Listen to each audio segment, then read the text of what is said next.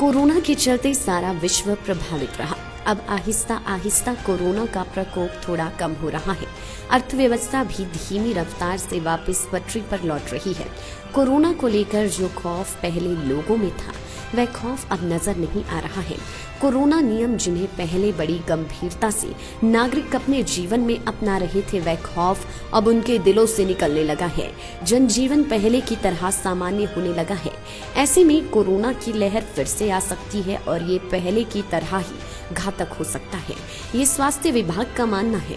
जिला स्वास्थ्य अधिकारी मुक्ता रस्तोगी ने भी सभी जिला वासियों को चौकन्ने रहने की सलाह दी है। जिला स्वास्थ्य अधिकारी मुक्ता रस्तोगी ने कहा कि कोरोना कम हुआ है लेकिन समाप्त नहीं हुआ, इसलिए अभी भी जिला वासियों को चौकन्ने रहने की आवश्यकता है। उन्होंने कहा कि कोरोना को केवल सावधानी से हराया जा सकता है, लेकिन नागरिक कोरोना नियमों का सख्ती से पालन नहीं कर रहे हैं। उन्होंने सोलन वासियों से आग्रह करते हुए कहा कि सभी कोरोना वैक्सीन लगवाएं और अगर किसी को 2 डोज लग चुकी है तो वह तीसरी डोज भी अवश्य लगवाए। किसी भी तरह से ढील ना दें। अगर कोरोना की लहर फिर से आती है तो वह घातक साबित हो सकती है। हमने देखा था कि अभी कुछ ही दिनों पहले हम बड़े हर्षित थे कि हमारे ज़िले में एक भी कोरोना का एक्टिव केस नहीं है, लेकिन अभी पिछले 2-3 दिनों में सडनली जो है वो फिर से हमने देखा है कि केसेस आना शुरू हो गए हैं। तो मेरी लोगों से यही अपील रहेगी कि जो कोरोना के बचाव के माध्यम हैं, 2 गज दूरी बना के रखना, हाथों को बार बार धोते रहना और मुंह पर मास्क लगाना, ये वो पुनः उसी तरह जिस तरह से वो पहले अपनाते थे उसी तरह से दोबारा से जो है वो इस प्रक्रिया को अपनाना शुरू कर दें, क्योंकि पता नहीं है कि कौन सा वेरिएंट आ रहा है इस समय और क्या उसके खास लक्षण होंगे, क्योंकि हर तरह के वेरिएंट के कुछ ना कुछ डिफरेंट लक्षण हैं।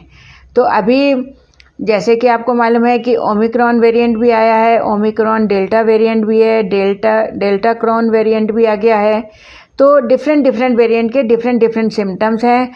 बिल्कुल ये नहीं कह सकते हैं कि सिर्फ खांसी जुकाम ही इसका सिम्टम है या गला खराब होना ही सिम्टम है।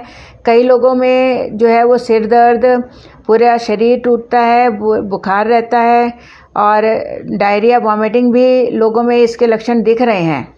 तो इसलिए सभी से ये कहना है मेरा कि कोविड अभी ख़त्म नहीं हुआ है। जो इसके प्रिकॉशन हैं उनको लगातार जारी रखिए। अस्पतालों में जो है हमने अभी जो कोविड सेंटर्स डीएक्टिवेट कर दिए हैं, उनको हम देखते हैं। अगर हमको ऐसा महसूस होता है कि केसेस काफ़ी ज़्यादा बढ़ गए हैं तो हम दोबारा से उनको एक्टिवेट कर देंगे। हमने अभी सामान शिफ्ट नहीं किया है, सिर्फ हमने अभी उनको डीएक्टिवेट कर दिया था ताकि जो हमारा स्टाफ है उसकी ड्यूटीज़ को हम वहाँ से हटा सकें। तो अगर ऐसा कुछ हमको महसूस होता है, अदरवाइज़ जो नॉर्मल जो हमने है अभी, जैसे कि 60 बेड्स जो हैं वो हमने एमएमयू में अपने पास रखे हुए हैं और 35 के करीब बेड्स जो हैं वो हमने ईएसआई काठा में रखे हुए हैं।